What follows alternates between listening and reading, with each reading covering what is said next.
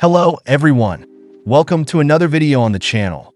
Today we're going to learn how to completely remove the sound from a video on Android. It's much easier than you think. Before we start, be sure to subscribe to the channel and leave a like. Let's get to the video. Once you have the video in hand, we will open the Play Store and search for the CapCut app. It is a very well-known video editor, and it's very easy to use.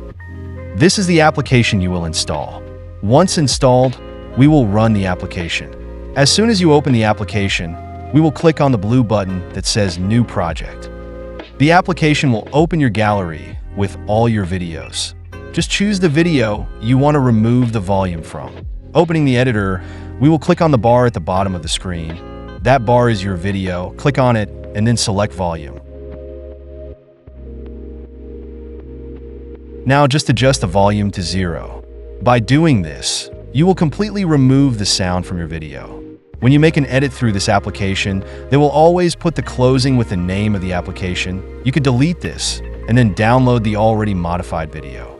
To export the video is very simple. Choose the image quality of your video and then click on the blue button where it says export. And that's all for today, guys. Thank you very much for watching this video. Don't forget to subscribe and like the video. See you next time. Bye.